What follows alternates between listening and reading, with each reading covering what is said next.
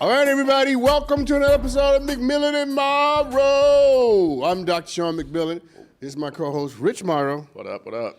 And as we pull it all together in the studio, we thank you for pulling up to be a part of this exciting episode. We travel around the world, hear all kinds of stories, things people are doing, rather. Almost messed that up. Yep. But I recovered, as you will too, watching this episode. Good recovery. And so here we are. Love the jacket. This is just. I pulled it out. I'm running out of clothes to wear, so. Okay, we didn't need to know all of that. Just letting you know that was what. Okay. Why you haven't seen it in a while. I had to dig into my closet. It's nice. Yeah. Very nice. It's good color on you. Yeah, it's not too heavy. What was I gonna say? I wish I could fit into that jacket. You probably can. Probably can't. Yeah, we'll see. If you see him wearing it on a later episode, don't say nothing. Probably can't. I accept my little reality. How you doing? It is well. It is well. I am well. All is well as ends well. Yeah. So let's get into it then, because I want to hear Doc's take on some of these stories going on. We're going to Germany first. God. Germany. You ever been to Germany? Why doesn't Tyler ever take us to Africa? What's that about? We going there today, possibly. You never know. I'm just saying. A lot of European foolishness. Nah, we need to go there. I want to hear what they're doing too. But have you ever been to Germany? I have. What part? Berlin. Berlin. I hear great things about Berlin. So this one isn't in Berlin. It's in Bavaria. And according to Nextstar, a Lutheran church in Bavaria conducted an experimental church service almost entirely generated by artificial intelligence. Sounds like the Lutherans. Yeah. The service was created by a theologian using ChurchGPT. It included a sermon, prayers, and music. So traditional service. The chatbot, though, was personified by an avatar. And it delivered the sermon to over 300 people, urging them to rise and praise the Lord. The minister provided the AI with the theme of the convention, "Now is the time," and asked it to develop a sermon incorporating psalms, prayers, and a blessing. And the service was well received by the congregation. However, some attendees found the AI-led service lacking in emotion and spirituality. Go figure. Nevertheless, some saw potential in using it to make religious services more accessible and inclusive for believers who may not be able to attend in person. I don't know why they can't use Zoom and just stream it. I don't know. Right, it's called video. He suggested... Tape the service, you idiot. He suggested that AI, though, could prove or provide inspiration for sermons or help pastors free up time for other important duties, as if their job isn't to do Right. that. What other important duties? Their job is to preach and to teach and to administer the sacraments. So I'm That's not the sure what job. other important duties above the Lord that they have to take care of, but curious to know your initial thoughts on hearing that they're starting to venture into using ChurchGPT in churches. White people. Oh, man. Notice where we are. We're in Germany in a Lutheran church, This is very true. okay? Black folks ain't coming to no church with no ChurchGPT. And we're like, who preaching again? Right. I never heard of him. What you say his name was? No. ChurchGPT. You like, how you spell that? You know, this is what happens when religion is, and I'm projecting, or I'm assuming rather, this is what happens when religion is mostly cerebral, Yeah. right? A nice coherent message is all you want.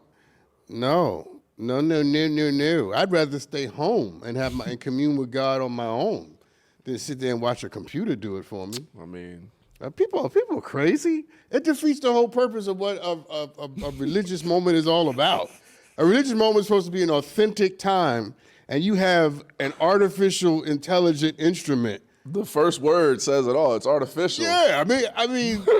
So let's just be crazy for a second. You think God received any of that? You know what I'm saying? You think the Lord was like, "This is good." You got the computer praying and the people watching the computer pray. As if it ain't enough people that can preach the word themselves and speak, be spoken to or through, rather. It's crazy. Listen. I'm never going to a church that has that going on. That has that going on. So if they invite you to speak and they're paying you to come, and the sermon is actually going to be that, but you're the guest speaker, so there's no pastor. Wait, if I'm the guest speaker, I'm not doing the sermon? No, if you're just a guest speaker and then they bringing you in and the ChurchGPT avatar is like, and now our guest. It's me. How much are they paying me? Let's go to that first. I wonder how much they would have to. Give me some numbers. 5,000. Yes. There. I'm there. I'm right there talking to these idiots who are sitting in the church under the direction. We gotta rewind to a minute ago. I will never attend the church.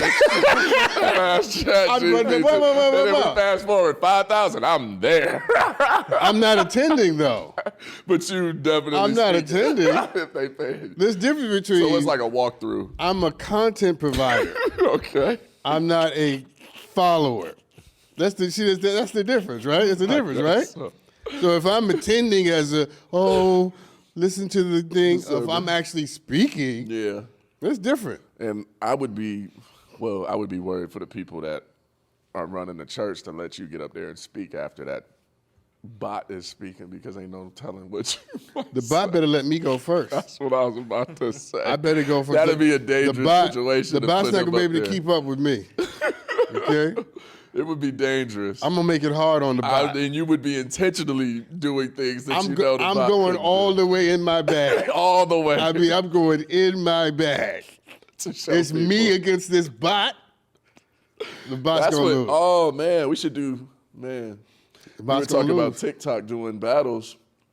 Man, that could be one right there. A battle between an actual, see who's gonna get the most gifts during the battle between a pastor and an AI generated, pastor. It depends on the pastor, because a lot of these people, Might have the bot work would cut win. out for. The bot would win. Just you bot don't even would know win. question. Yeah, no, listen. I am a former practitioner of the craft. A bot would win. Now, not when it comes to me. Not when it comes to you though. I would. That bot would be crying like, I yield. Why did y'all sign me up or build me for Overdrive, this? overdrive. Unfair. I Unfair. I hate my maker. That's what I make the bot say. I hate my maker. Oh man, Don't come for me. that just tickled me. Yeah, but I'm not surprised German Lutherans are doing stupid stuff like this. Yeah, no. No. Well, we know where they lie. I know a lot about the Lutheran Church. I was gonna say I don't know much about the Lutheran Church. I know more than I want to know, Yeah. and not surprised. Can I ask you the biggest difference between Lutheran Church and churches and conventional Baptists? And You mean black Methodist churches? Church? Yeah. Well, other than the obvious, the main difference is the Lutheran Church, its services are sterile, formulaic. They give you the words. They give you the words to the prayer. Yeah. They give you what you're supposed to say. Yeah. You just follow the script. Yeah. In black churches, When you said sterile, I thought you had said stale at first, and I was about to start laughing. well, stale too. That works too. No, they're pretty stale too. But black churches are much more dynamic, improvisational, Yeah. of the heart, of the spirit. Nobody's giving you the prayer. Yeah. It's got you to can come feel from, the Holy Spirit in there. It's got to Just come walking from- around, yeah. dancing, singing. it's- I got a question. Is he buoyant? I got a question I've never been able to ask anybody that's come from, being a practitioner in that space. Former practitioner. Former practitioner in the space. So people that aren't used to attending black churches, one of the first things that they always Like say- Tyler. Yeah.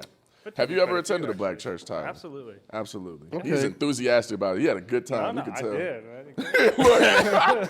He's like, Tyler wait a had a second. great time I've been wherever to a it black was. church, but go ahead. What city was it in, first of all? Oh, there's a few, but mostly in the New York area. Okay. So most of the people that attend them for the first time, so I took my little Jewish friend once in like 5th grade because I was curious to see what he would think, right? This is back in Cleveland. And the first thing he says, feels like a concert. Okay. So I'm asking you, is our religion probably our piece of the religion, the black culture.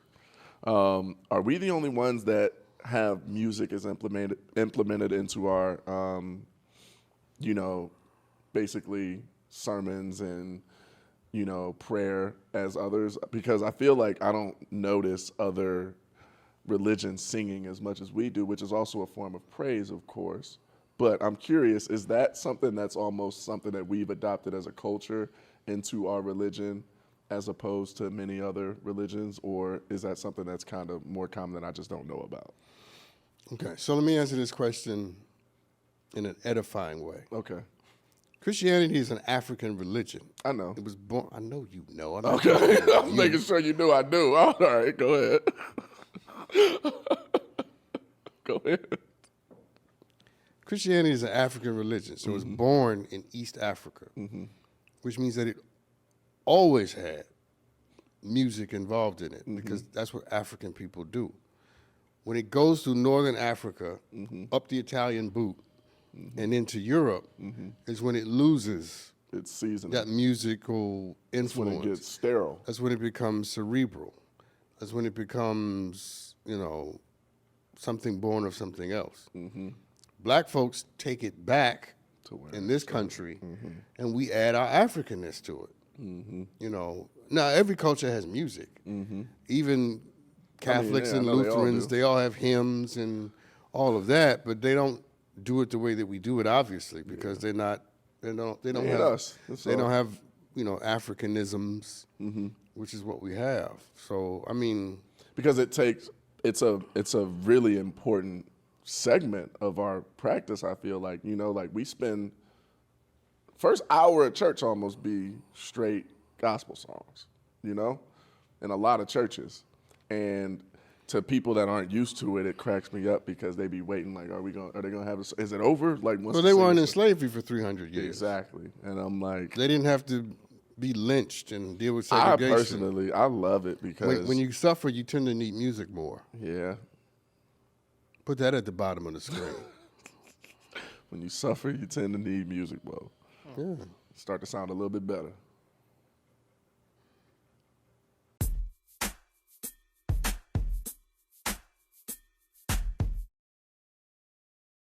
No one does Nosey better than me. Photos. We found 378 photos. He good what he do, because I don't know how he found that. These are years of snooping, okay? I know you nosy too. Head over to Nosey where you can watch full episodes of The Karamo Show and be nosy with me.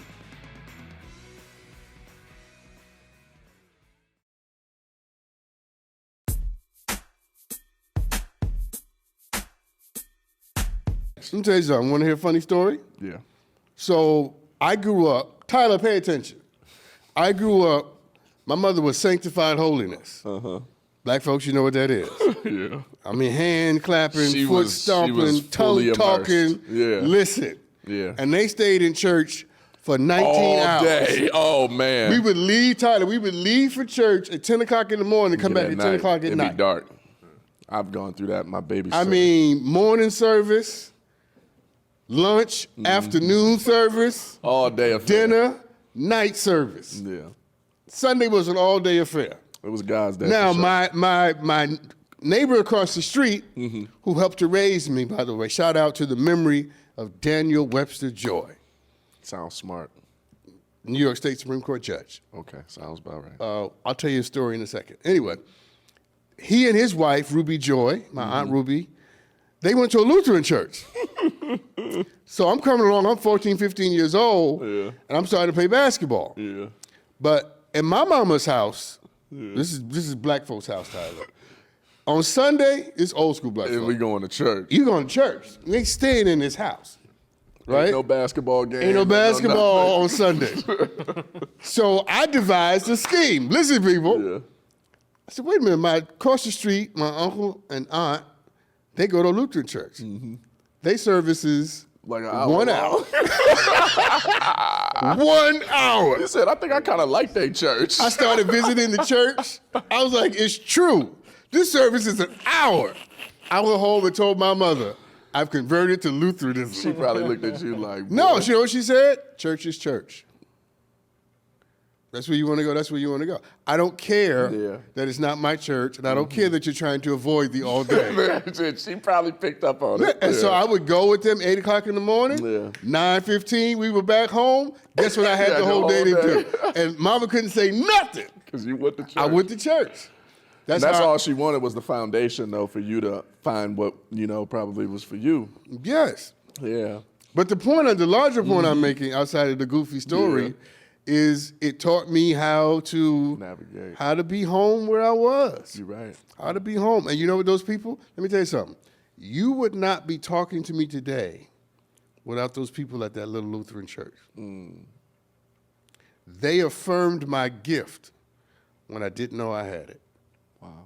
And you find it in the places you least expect. And I ended up there just trying to run from the Pentecostals. Run from something else. Yeah, God was like, it's cool. You're going to go and run right under my arm. I was just trying to get away from the sanctified people. They just stay in church too long. I ended up falling into the place. That's a very profound it testimony. Because God leads us into those corners sometimes that we don't know we meant to be in. And you ready for this? Get there, never underestimate the power of where you are because of how you got there. You're right. Never underestimate the power of where you are because of how you got there. You may have cried all the way there. You may have been hurt all the way there, and it can still be the place that changes your life. Because it probably was the only way he was going to get there. Come on now. Yeah. It's the jacket that got you on fire. You're right. And on that note, we're going to throw it to a break because that was profound, and y'all need to marinate on that. You liking what you see? You liking what you see? Everything decided. Okay, we got to go. We'll be right back.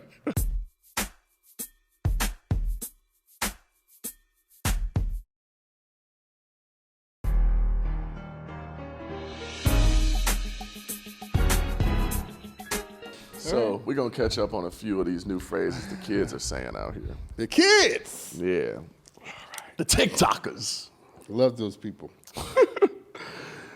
What do you think? Oh, and for the people that are new that haven't watched us play this game, basically I give him a word, a segment. He deciphers what he thinks it means, usually coming from Urban Dictionary. Shout out to Urban Dictionary for helping us with these. So, what do you think a country Kleenex is? A leaf you wipe your butt with? No. Good. I'm going to use it in a sentence. Go ahead. Uncle Jesse never uses a tissue when he's outside in southern Missouri. He just uses the country Kleenex. He just blows it? Yeah, it's when you plug one nostril and that's disgusting. blow it out. To gracefully hold one nostril closed with your index finger while blowing snot out of the other, generally on the ground, can be used when tissues are not. Uncle Jesse should have went to college. You know what we used to call them growing up? What? Snot rockets. Okay. And you did go to college. Which, you know what I'm saying? Uncle Jesse should have gone and you But I went to college in Florida, so there was a lot of snot rockets flying around. There's a lot of stuff flying around. A lot of stuff flying around in Florida. Especially now. So, country Kleenex, anytime you see somebody do that. What do you think, and you're going to probably know this one, nothing culture. Nothing? I have no idea what that is. What is that? No. Take a shot. Take a guess.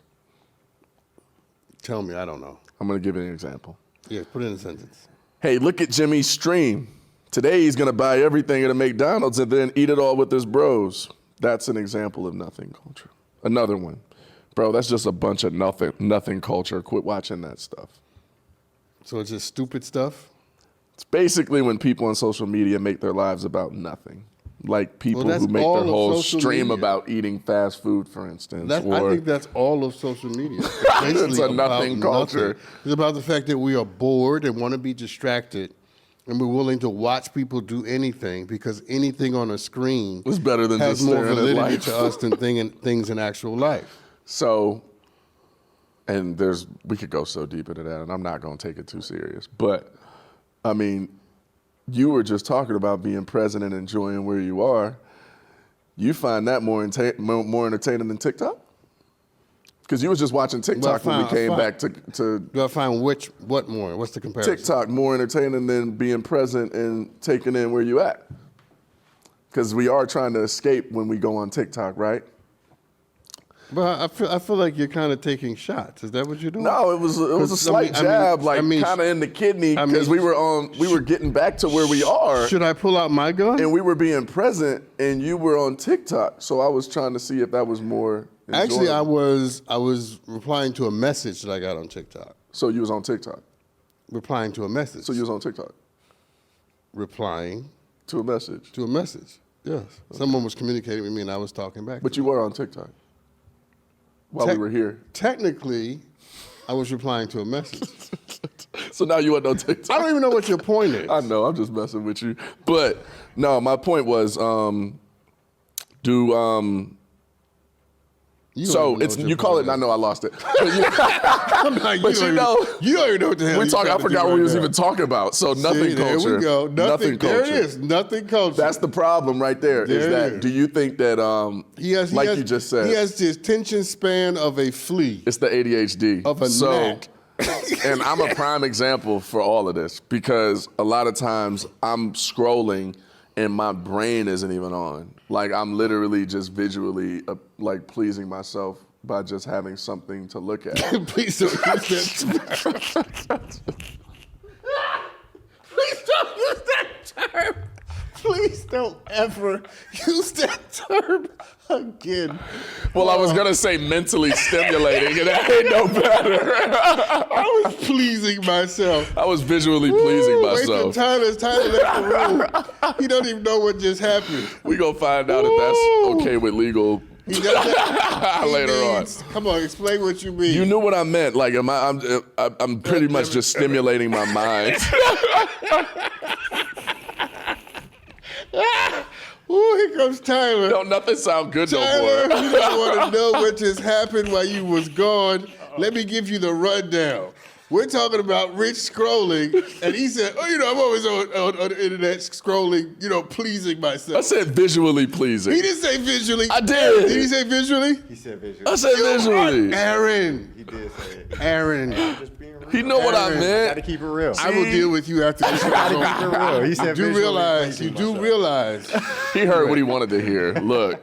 I said pleasing himself. What I wanted to visually. I said I'm basically just visually pleasing myself when I'm scrolling. I don't know if that makes sense. Because my brain isn't even on. Like, I'm just like, it's a subconscious thing. All right. Sometimes. So what is? But I'm saying, like, are we actually enjoying what we're doing most of the time, or are we just stimulating our mind? I'll say this.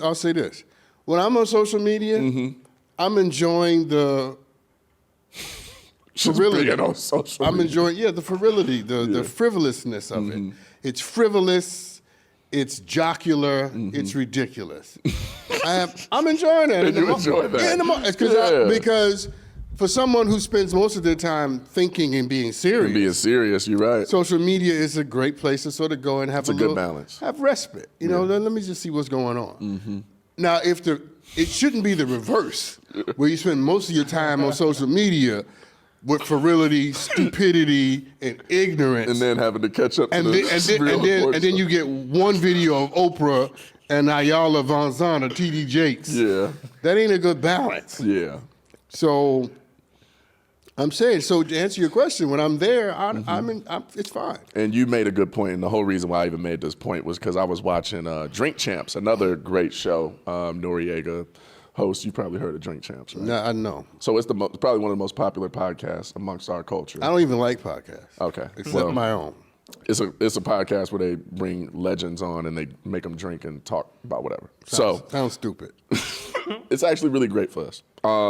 But Nori was on there talking about how he had a therapist friend who taught him about how social media is really affecting him, and how when people wake up and it's the first thing that they do, it's, whether they realize it or not, whatever you're following is conditioning you and your thoughts in a certain way. So like if you're seeing, porn stars all day, more than likely you're gonna be thinking about stuff in that sphere, And he said it made him question and unfollow some people that he were following and things like that. So I'm curious, on your feed, are most of your things around entertainment, or you just pretty much told us that you're not going there for the serious stuff? No, I don't. So you follow stuff purely for entertainment, not really to find any insight? I follow people I just want to sit around and look at. Yeah. So if they look good to you, you cool with following? I'm following you. So do you think that that's majority of people's psyche when it comes to it?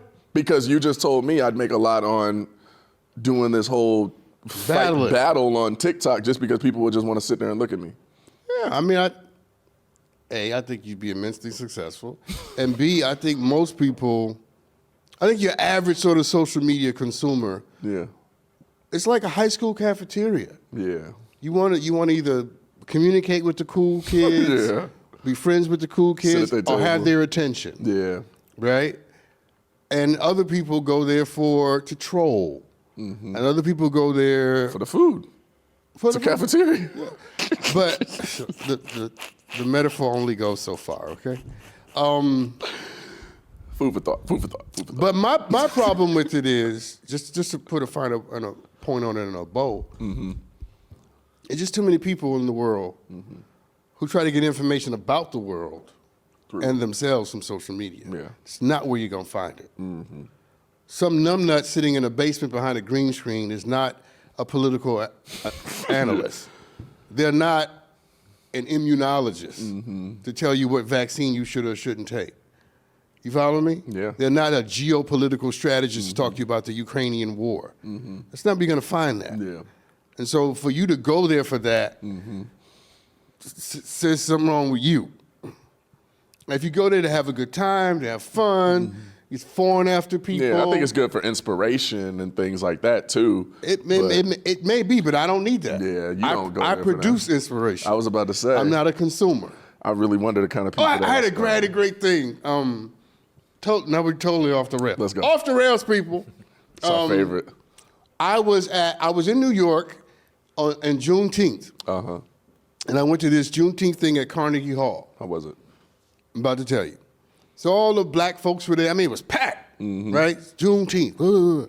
So I'm sitting there like this. My friend Nigel goes, "What's wrong?" I said, "Bro, I'm not a consumer." And they all were. He was like, "What do you mean?" I said, "This is what I produce. Yeah. I don't consume. Yeah. And this ain't up to my standards." And you know what I learned from that moment?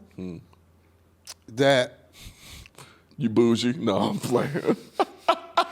that was good. That was good. I have to admit. I couldn't stop myself. Perfect timing. That was good. Okay? I have to give you that. That was good. That was good. Forgive me.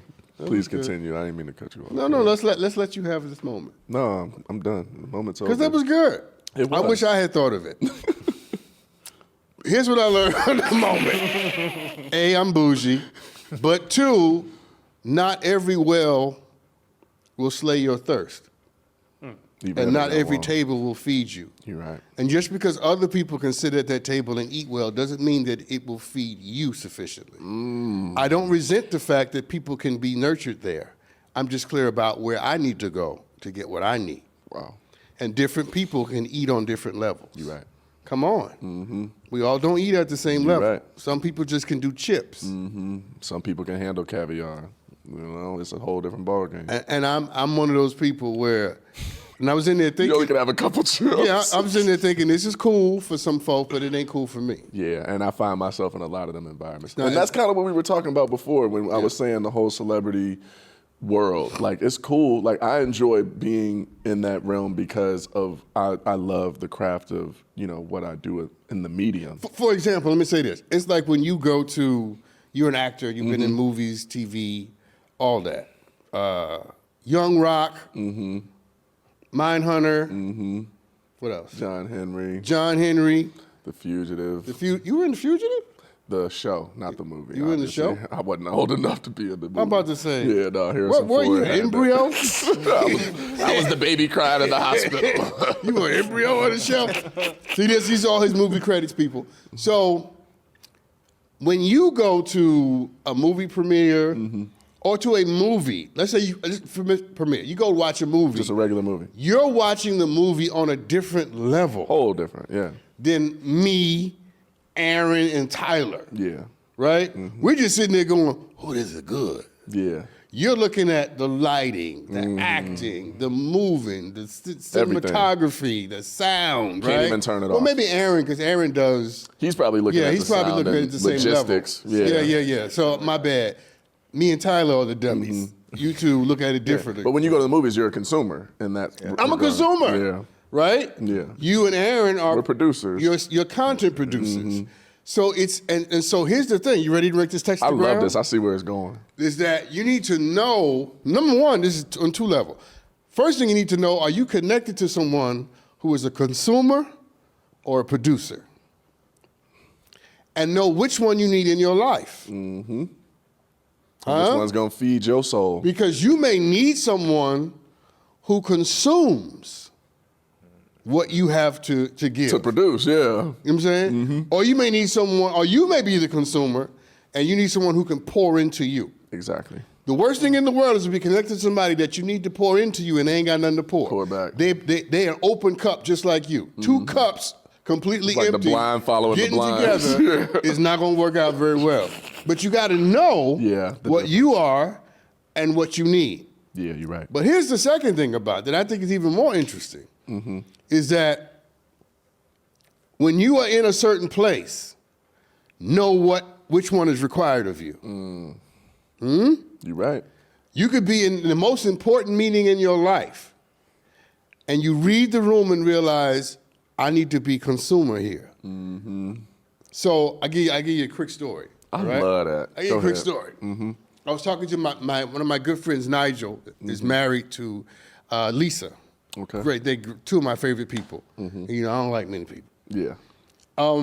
She was in a meeting, and here she is, PhD, Columbia University, brilliant woman, blah, blah, blah.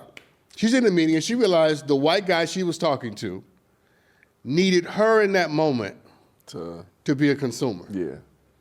Now, she knew more than he did. Yeah, but she had to be. But she read the room. Yeah, she realized. And she thought this, I'm just trying to win. Yeah.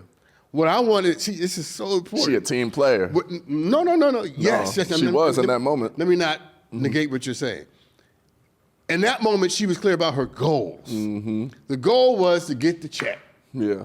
And she said to herself, you need me to consume? I'm going to consume. I'll consume. A lot of people get in those moments and don't know what the moment requires. Because they don't know how to read the room. They don't know how to make the transition between you need me to pour or you need me to be an open cup. It is, to me, it is critical. That's relationship 101 too. Every kind of relationship. You know, I had a friend give me the best advice. I'm not going to say it's the best Better than my advice. advice? No, it was some good advice though. wait a minute. So I had a friend that was in the room, asked him, because he was dating his wife. They've been together for like 30-something years, and they were literally like late 30s. Like they've known each other since they were kids. Got it. And everybody's trying to figure out the secret. They're like, so what do you think the secret is to y'all staying together? Got it. And he said, one day we realized, like, sometimes we don't give each other what the other needs because we don't take the time to ask them if that's what they need in this moment. So they were like, what we do is whenever, say, you come home from a bad day or something like that, or you see your partner dealing with something, it's like, do you need comfort or do you need a solution? Because as men, we typically want to solve everything. Got it. And what he realized was, like, sometimes she don't need me to solve everything.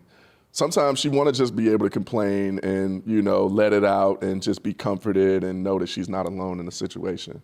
And he said that dynamic for them started to really work because it would work vice versa, where it's like, as a woman, sometimes she'd want to, you know, do things that were natural to her, but realizing that's not what he needs right now. He don't need me to fix this. Like, that's not what you're asking for. Right now, I just need you to be here with me.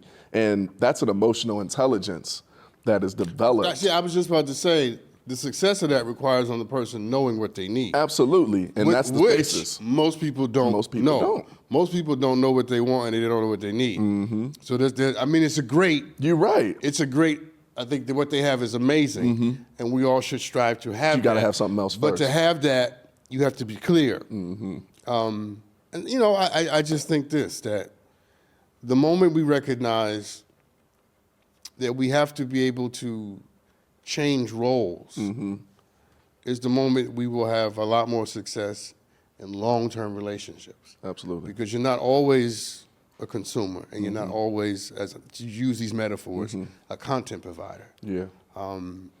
you're making sense out of my life just by speaking on this, because there's certain situations I've been in, like I was talking about, just having to do the whole fake conversation, the celebrity basically, where I don't feel like I see other people, even friends of mine, when they go in public and how people receive them when they see them and meet them in person for the first time that are big celebrities. It's never clicked to me because I'm like, I've never felt like that about nobody. Like, there's very few people, dead or alive, that I feel like I would walk up to or come in contact with, and you see the Michael Jackson effect where people used to be fainting and all kind of stuff. I'm like, I just don't get it. They're like consumers. And that was what you gathered from what you just told me. I'm like, I'm the person that is producing those kinds of, feelings, whether it be from creating. Yeah, you make Tyler want to fall out every time you walk in the room. Tyler, don't you want to pass out when you see Rich? Nah, but it makes sense though on why himself. It makes sense though on why certain things don't affect other people the way that it does others, because some things are meant for you to be producing. You're a conjurer of those things as opposed to having to be a consumer. And I see times where I have to be a consumer too. You know what I'm saying? Like, I can't walk into every space and be knowledgeable about it and, be able to produce the same kind of product that someone else who is naturally gifted at it or studied it, does. And you got to know your place sometimes in that. And I think that message is going to go over a lot of people's heads, but I really hope it doesn't, because that will change every relationship that you have. Every relationship that you have. Let's hope it doesn't go over a lot of people. No, because if it didn't, more people would understand it though. And I think a lot of people that I know in my life personally, they don't see that difference. They don't. Some people just follow without even realizing this isn't something that I'm even really a consumer of, and wonder why they feel uncomfortable in so many different scenarios. I know I've gone through it, so I can't be the only one, Let me give you some help, all right? Aaron, write this down. This is for you. When you are in a situation and you don't feel satisfied, you're eating at the wrong table. Yeah. When you're in a situation and you have to compromise who you are in order to be there, you're eating at the wrong table. When you're in a situation and you're not learning and you're not growing, guess what you're doing? You're eating at the wrong table. And you know what's ironic about that? When I leave those situations where I don't feel that, I don't feel full. When I'm around people, love, I feel like I'm in the right place. I feel full. My soul feel full. Like I almost ate a full meal by the time I leave. That's and those are the people that make me feel alive. That's an example of being at the right table. Absolutely. And knowing where you need to go to eat that which will keep you spiritually, psychologically, emotionally alive. Amen. And that's really all we're saying, right? Yeah. Is that you just have to be self-aware enough to know I can't go to everybody and anything and have it speak to me. I'm a peculiar. You sure are. I'm just letting you know. First he calls me bougie and then he calls me peculiar. You're very peculiar. I think both of those are compliments. They are. Thank you so much, because I've worked my whole life to be bougie and peculiar. But it means that you got to be special to speak to me. Yeah. So I hear that. And let that be okay. Do you want to finish the last two Urban Dictionary words? Because we done got off the rails. We probably gonna take that. Just tell me real quick what one is. All right, I'm going to give the last one. Yeah. It was the word that I already am forgetting how to pronounce. Aspartame? Aspartame. Yeah. Aspartame daddy. What do you think that means? A fake sugar daddy? Ding, ding, ding. Not quite rich enough to be a sugar daddy, but an example would be he only made $60,000 a year. He wasn't rich enough to be her sugar daddy, so they referred to him as her Aspartame daddy. There you go.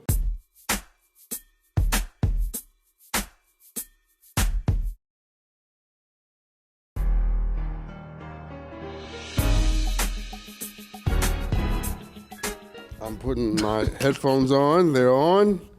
This must means we have a video. We do. So our first video is from none other than Tyrese. The singer guy? Yes, sir. You know Actor? Tyrese? No, I don't know him. No. No. I don't remember the last time I lost sleep over a hater. I worked too hard for everything I got. For me to be out here worried about what a hater's talking about in my comments, like, are you serious? I'ma laugh at you and ask that chef to run that back. You hear me? You see me? Huh? You're not gonna make me feel bad about being this blessed when I've worked my ass off to get this. Haters is like water rolling off a duck's back. Look at it fall. As soon as the hate come in, it's the raining hate. And I'ma sit here with this Jesus juice all over me. And that water gonna drip right off. I mean, the minute someone says, I find the irony of the video, was what struck me first. When somebody says, I don't think about my haters, and they proceed to talk about their haters, you obviously do to think about your haters because you have a reaction for them. Mm-hmm. I don't have a reaction for things I absolutely don't think about. So no reaction. Ask me about Pythagorean mathematics. No response at all. Mm-hmm. I don't know anything about it. I can't respond. Yeah. And I think I affirm Tyrese's spirit in what he's saying of not allowing people to manipulate and manage his emotions. Mm-hmm. Very important. Keep doing it, sir. More of us need to learn how to accomplish the same goal. However, we spend far too much time talking about the people who don't like us. Yeah, for sure. We spend far too much time talking about the people who did us wrong. Your life has not been defined by the people who hurt you. It's been defined by the people who loved you enough to stay. Because that's why and we need to give the people who cared about us a lot more of our attention. You're right. And I understand. Hurt is a real thing, and pain it has immediate consequences. And sometimes a blessing takes a long time to manifest and develop. I get it. We don't always see the good immediately. For sure. But we see the hurt sooner than that. 2020. But we need to dedicate whole segments of our sentences to those people who have poured in us, supported us, and blessed us. And whenever someone asks me, what do I think about this person not liking me or hating, I immediately turn the question to the people who've cared about me, because that's who deserves my time. They deserve that answer. Yeah. So I would have liked it better if Tyrese and I were sitting down. And you were able to tell. First, he would know who I was. Yeah. And we'd be sitting down, he'd say that, and I'd be like, you're absolutely right. And now let's talk about. I would ask him, I'd say, who loves you the most? Who cared about you the most? Tell me about them. Tell me about the best thing that somebody ever did for you. That's where the power is. I got a friend that recently started asking me and told me that this shifted something for him. Instead of asking people how they're doing, when they could just give you a simple answer, fine, good, bad, whatever, he started asking people, what made you smile today? Because it gives people an opportunity to actually focus on something positive in their day. Unless they're ignorant and they go, nothing. Nothing. I don't know. But I get the point. Yeah, and I'm like, it's in the same sphere, I feel like, of, thought. And haters. I'm sorry to jump in and say this real quick.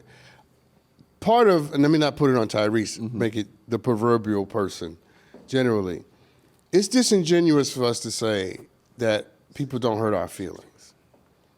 That when people say we're totally immune from it. We're not. Yeah. We're really not. It affects us. Negativity does its work. Yeah.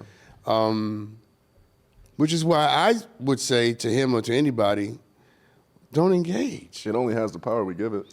And it has no power if you don't see it. Exactly. You're right.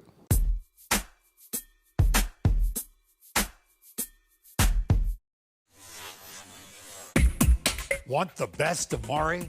Kevin, you are not. Want the best of the Steve Wilkos show? Would you take Dave back if you left Katie? Want the best of Jerry Springer?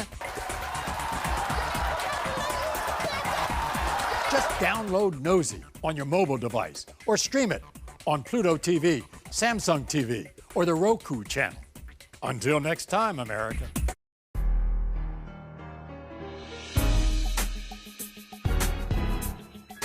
But you think I'm giving Tyler a hard time today? Yeah, you always do, but it's okay. Yeah. You don't give him as hard of a time you give me, so That's I can't the truth. feel bad. That's the truth. Aaron never gets a hard time from me. You ever notice Aaron that? got it made, man. Aaron living the best life. He's like, I'm chill. Out of everybody in this room.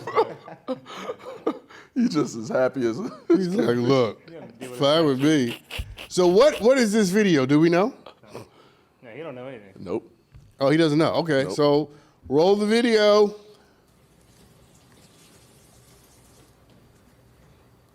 Oh, this is a disaster waiting to happen.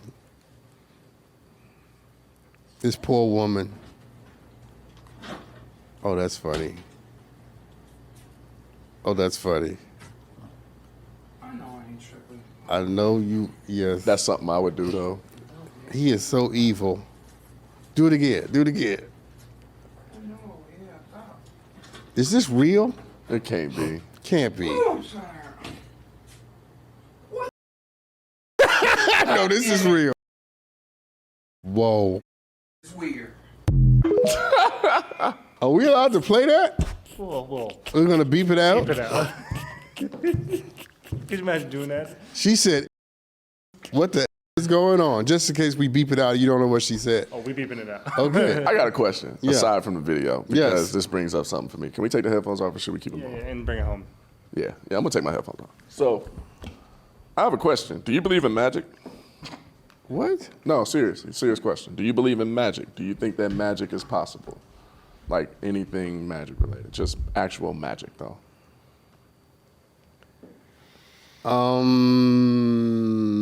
Do I believe in magic? I don't think so. No? You don't think it's possible for something to disappear and reappear, anything like that? No. No? I feel like I've experienced it twice in my life. Oh, God. Actually, though. Tell Aaron and I about this. Very first one. Give us the short version. Short version. 6, 7 years old, maybe in the hood, growing up with my cousins in the living room. Got a lot of witnesses. There's about 6 cousins of mine. I had just gotten a magic kit from my mom, so I'm obsessed with magic for the first time in my life. I tell them I'm gonna do a magic trick. I'm gonna make this key disappear. Mm-hmm. Got a key. Put it under my butt. Okay. I sit on it. Jesus. I say abracadabra or whatever I said. I stand up, and the key is gone. All my cousins, me, all of us, we're freaking out.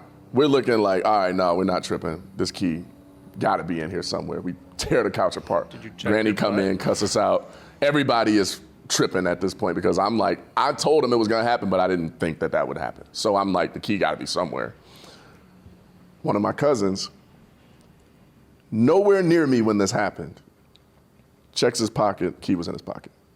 First time it happened. Second time it happened was like 2 weeks ago. The shorter version than that. I was in the car on the phone with a friend. I was looking for a lighter. Don't ask me why I was looking for a lighter. I was looking for a lighter.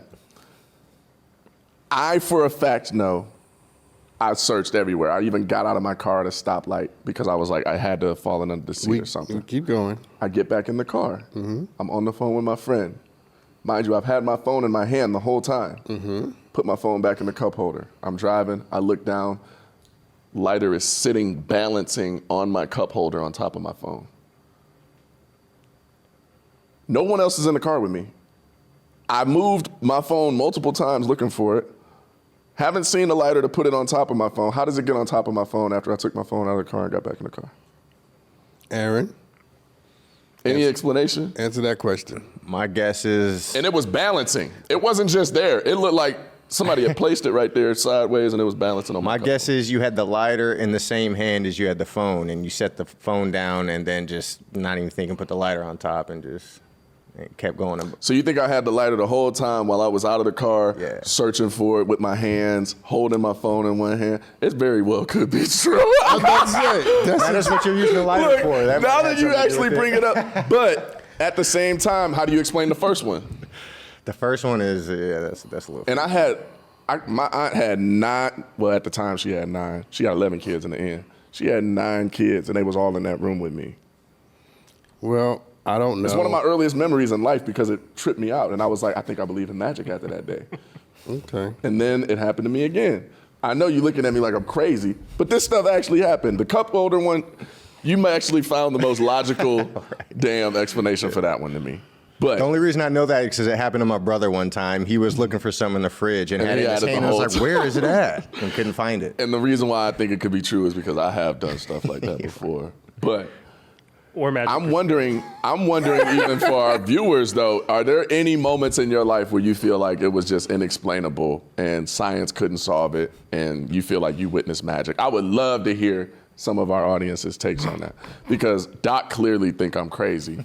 But to this day, I still believe that certain things like that are possible. Obviously, that has nothing to do with the video. That was a prank. I honestly don't even think it was real either, by the way. I think she was a good actress for the video. But you, bottom line, don't believe in magic. You ain't got nothing to say. No, I'm letting you have this moment all by I'm curious. yourself. This is our show. What do you take from what I just said? You know, if you roll your head, it doesn't make me like respond anymore.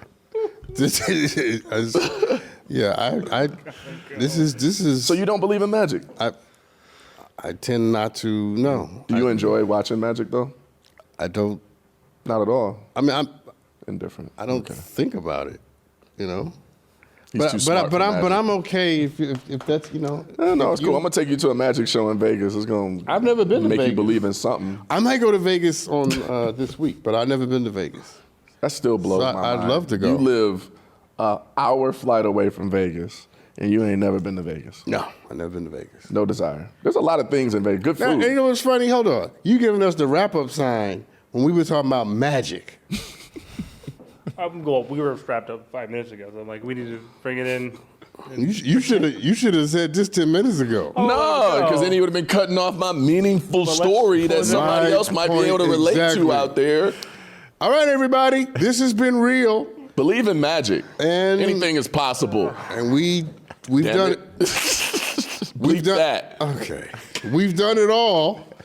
And shout out today for today's show MVP is Aaron, who helped us figure out how the lighter got on top of the phone. No, for real though, you've actually given me a Ladies little and bit more gentlemen, peace. we'll see you next time.